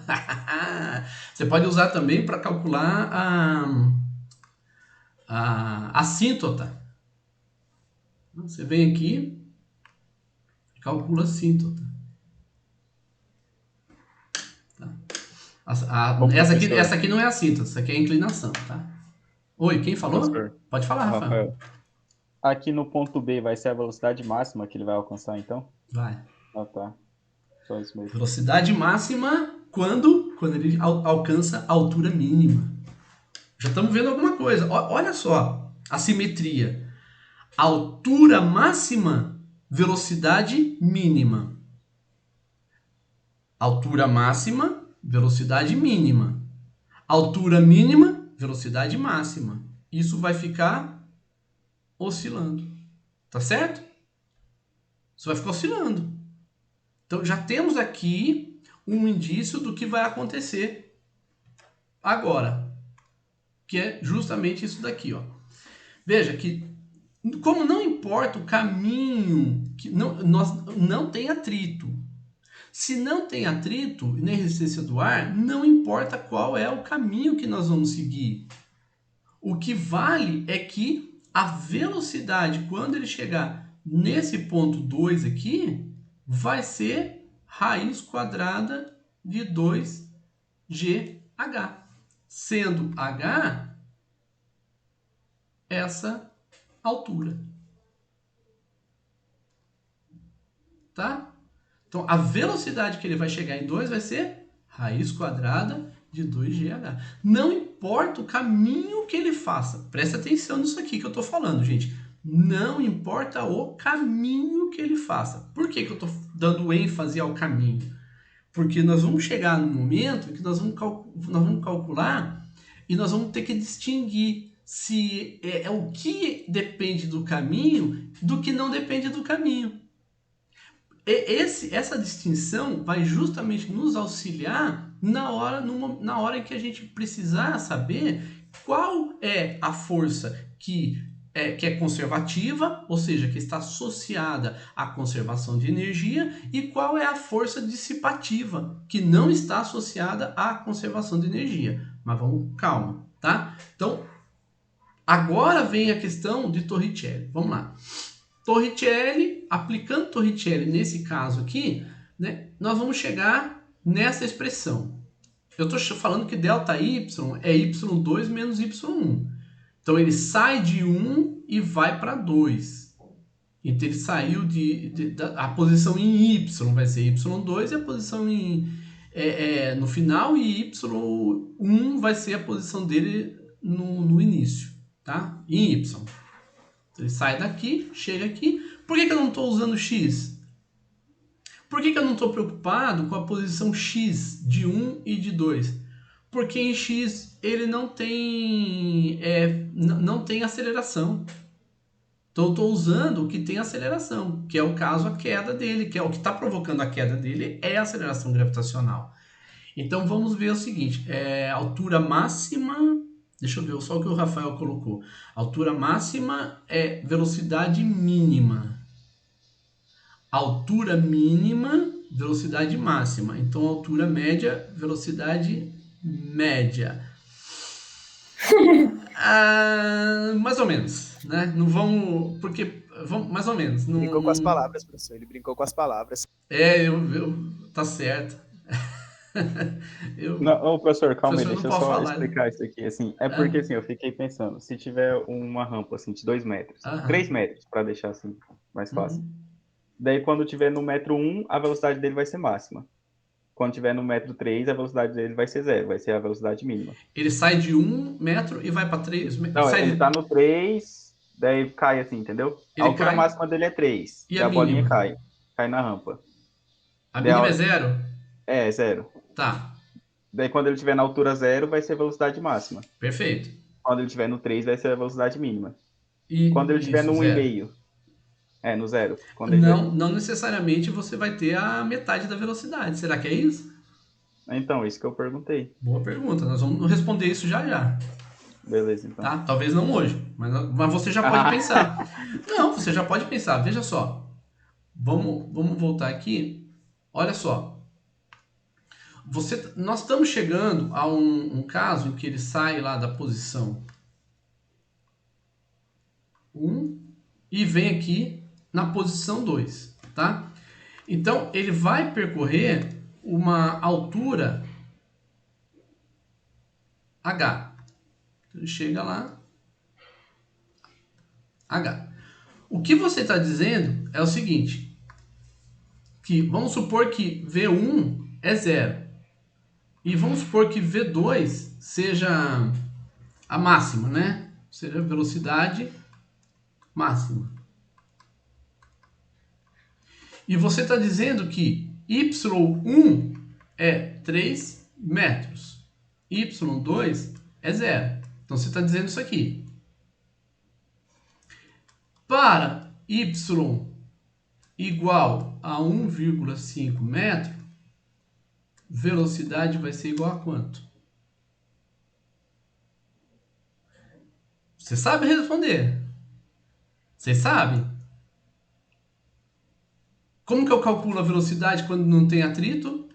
Raiz quadrada de 2GH.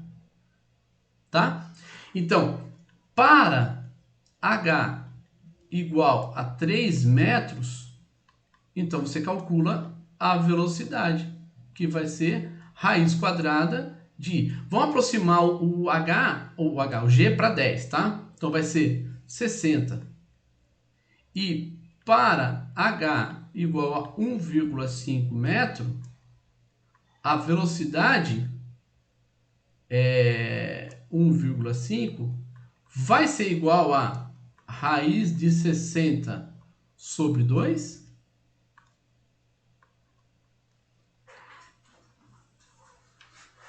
Como que a gente faz essa conta? A gente calcula a velocidade, sabendo que aqui vai ser raiz quadrada de 2GH. E vai ser raiz quadrada de 30. Tudo bem? 1,5, H é 1,5. 1,5 vezes 2, 3, vezes G, 10, 30. Raiz quadrada de 30. Então, faz a conta. A raiz quadrada de 60, que vai dar 7,75 metros por segundo. E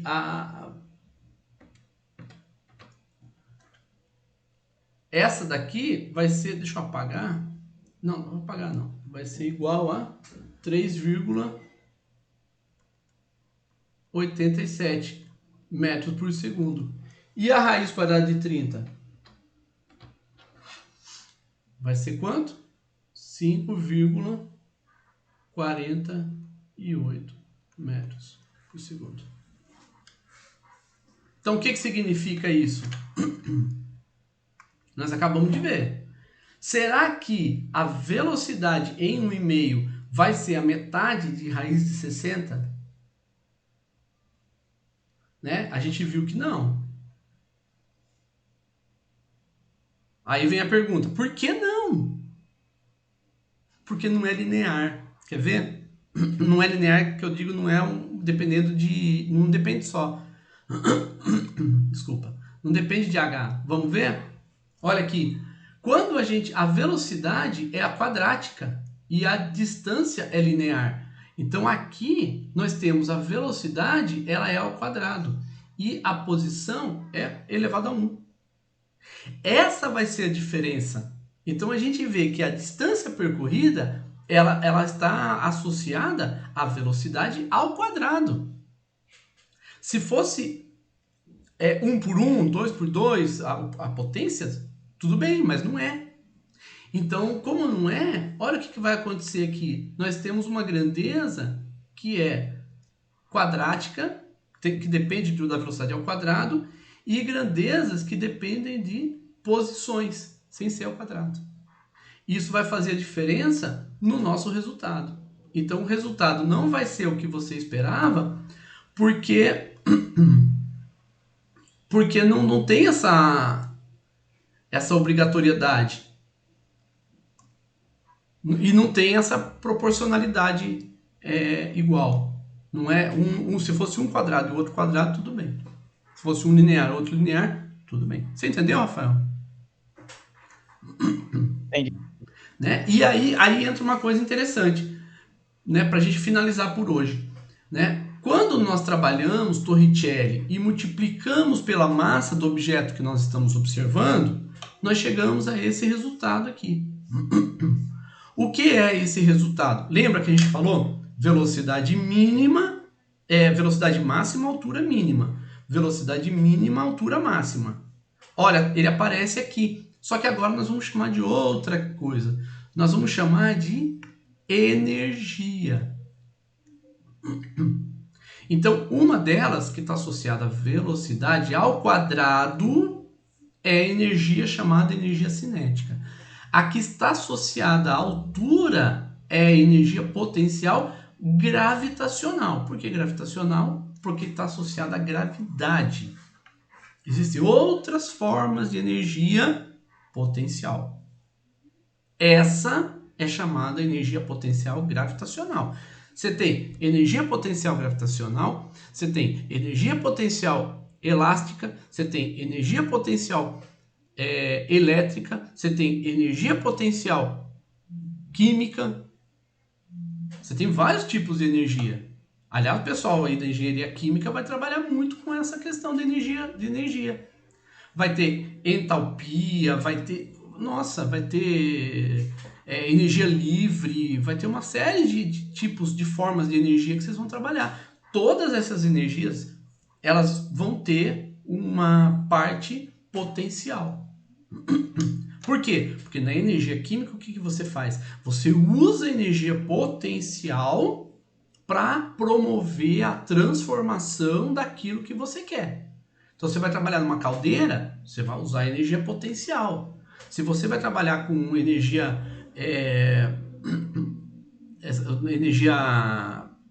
nuclear, você vai trabalhar numa usina nuclear, você vai usar energia potencial nuclear. Então, veja que tudo isso, gente, aí que está o interessante. Todas essas, se você for trabalhar numa usina hidrelétrica, seja termoelétrica, nuclear, seja como for, o princípio é o mesmo. As formas de energia são diferentes, mas o princípio é o mesmo, que é esse que a gente está apresentando agora. Então, se você conhece M-Nodder, você não vai ter problema com energia, com trabalho. Você não vai ter problema nenhum com isso. Porque você conhece a base, você conhece o fundamento. Engenharia de minas, todas as engenharias, mas nós estamos falando de algumas que nós temos aqui. Engenharia de minas, você vai, por exemplo, você vai promover uma explosão numa mina. Aí você liga para o seu supervisor, escuta, eu preciso de uma bomba nuclear aqui. O cara vai rir de você e vai falar, pelo amor de Deus, o que você está querendo fazer aí, né? Então, quer dizer, a hora que você for projetar o que você vai fazer ali, vai ter que ser controlado. E como que você tem esse controle? Sabendo a base, sabendo o fundamento. Se você souber a energia potencial certa, você vai fazer o que é correto. Aí vocês falam assim, não, mas eu tô em engenharia de transportes, eu não vou ter problema com isso, não? Tá bom. Aí você vai projetar um aeroporto. Aí você vai projetar um aeroporto, aí você vai ver lá a espessura que você vai usar da pista de pouso, você não faz a dimensão adequada. Você fala, não, põe qualquer coisa aí que dá certo. Ou então você vai superdimensionar, né? Você liga para o seu supervisor, escuta, eu preciso de todo o asfalto que você tiver no Brasil inteiro, porque eu vou fazer uma pista de, sei lá, de 2 km aqui no aeroporto. Não. Você vai dimensionar. Aí vocês falam assim, ainda bem que eu sou da engenharia de computação e de controle e automação, né? Não preciso dimensionar nada. Não. Vai em qualquer lugar, aí, qualquer automação que você for fazer, qualquer cálculo que você for fazer, qualquer... eu quero um computador para trabalhar, por exemplo, numa linha de produção, né? Aí você chega lá na linha de produção, você vai falar assim, você chega lá na linha de produção, ele vai precisar só para controle da velocidade da esteira. Não, você tem que comprar um Cray de última geração aí tal, com uma potência de não sei quanto, com nitrogênio líquido para esfriar o processador. O cara vai ter um troço, bicho, né? Se fosse eu teria um troço ali, né? Não precisa. Então você vai fazer o quê? Você vai montar ali com os dispositivos corretos para fornecer a potência que você precisa. Para isso você vai precisar de uma energia potencial. Entendeu? Elétrica. Isso, automação, computação. Então, engenheiro vai trabalhar com isso. Essa é a base. Deixa eu ver o que vocês estão... Ensino médio, Pedro fazia bullying comigo. Pedro. Tem coisa que eu não posso ler, tá, gente? Como professor, tá? Depois eu leio em voz alta, mas sem ser como professor. Professor, Oi. Eu queria... Na verdade, é uma curiosidade. Sim. Né? A questão da energia potencial, por exemplo, e as formas como o que você utiliza para chegar nela. É um trabalho, por exemplo, interessante para quem quer a área de pesquisa? Sim, porque depende muito da área de pesquisa que você vai, né?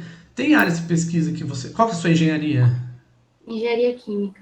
Engenharia química. Engenharia química você não vai conseguir fugir de energia potencial. Você não vai conseguir fugir, não. Isso é muito bom.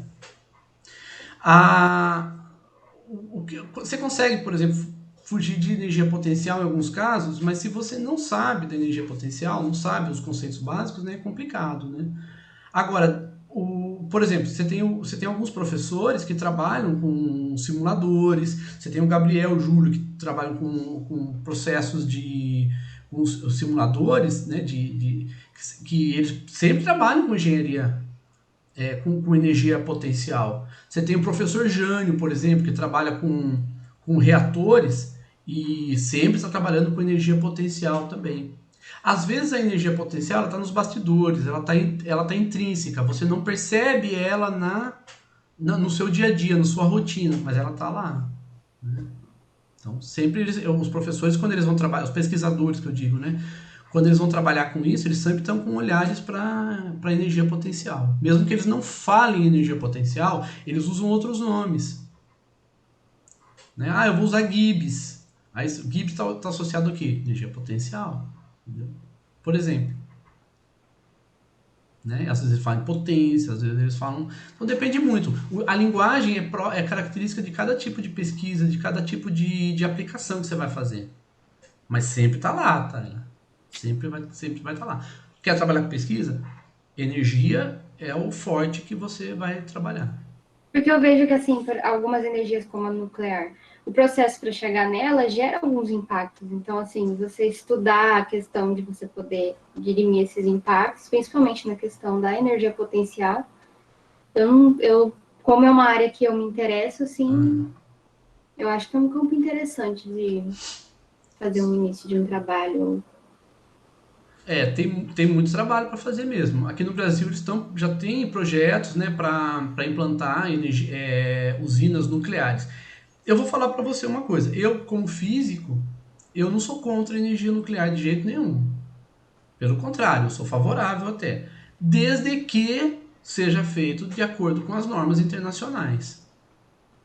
Né? Agora, tem que ver também se há necessidade ou não. Quais são os riscos, quais são os impactos. A usina nuclear de Angra dos Reis, por exemplo, a nossa, a segurança dela é por gravidade. Ela é diferente de Fukushima. Né? Vocês já ouviram falar da Fukushima? Fukushima, que houve, eles chamam de acidente nuclear. Eu falo que não é acidente nuclear, eu falo que é acidente ambiental. Porque o acidente foi por conta do terremoto e não por conta da usina nuclear. Então, lá, o que acontece é que o reator, né, o material radiativo, ele ficou suspenso. E ao ficar suspenso, ele superaqueceu o reator. Então, ao superaquecer, ele provocou o dano. Aí teve vazamento de material radiativo, tudo que é refúgio. Porque ali ele está no alto, então ele está emitindo e tudo aquilo vai superaquecendo. Esse é o perigo do Japão. Não, o Japão não. E aqui no Brasil não, ela se ocorre algum problema, a segurança dela, o material radiativo mergulha na água. É uma outra forma e daí não tem superaquecimento. Tem outros problemas, mas superaquecimento não.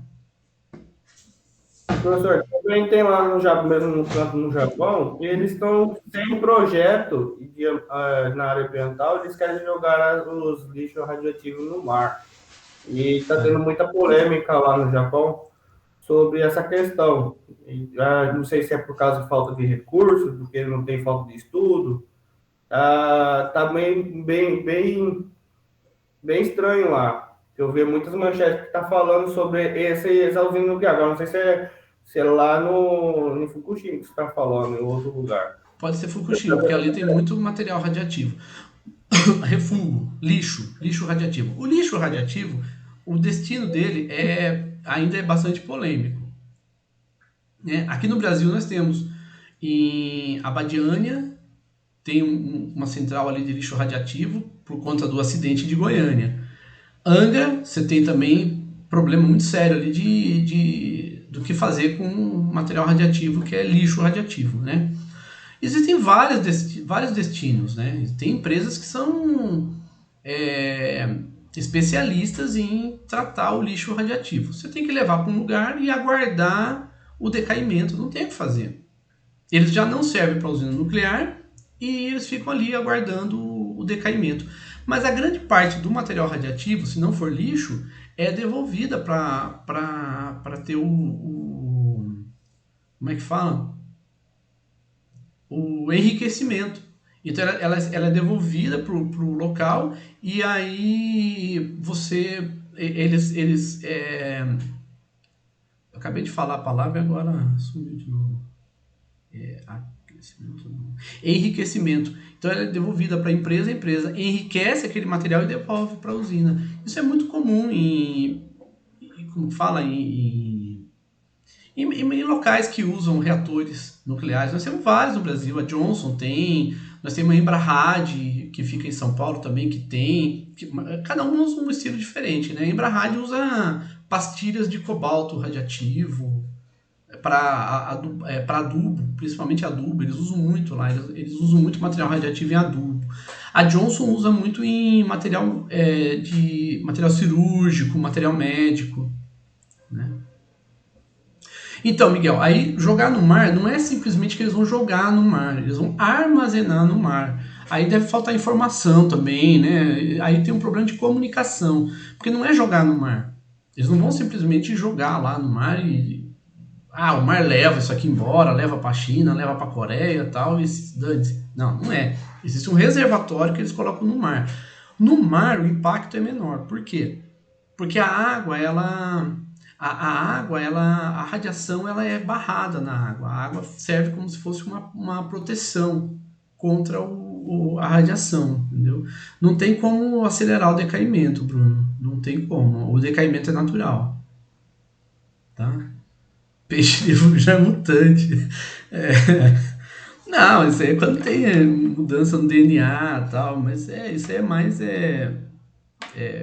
O material radioativo, né, por exemplo, o problema de Goiânia é que pegaram no material radioativo. Quando você toca no material radioativo, você fica contaminado também. Tá? Vou cortar meu braço. Não, rapidamente cai na corrente sanguínea e, né, não tem problema. E aí causa muito problema muito sério, né? Que foi o caso de Goiânia, caso de... Agora, como que é o nome da usina lá? Chernobyl, por exemplo, material radioativo, né? Ele contaminou e ao contaminar, ele alcançou lençóis, alcançou tudo, rios e tal, e acabou que contaminou várias regiões da Europa, que até hoje estão contaminadas, né? Mas isso é por contato, né? O material radioativo em si, a radiação eletromagnética, radiação gama, por exemplo, ela não é contaminante nesse ponto. Um Godzilla, filhote, Não, gente, então eu vou parar de gravar aqui no OBS, tá? Enfim, então para hoje era isso. Tá bom? Então na próxima a gente já tá no AVA novamente.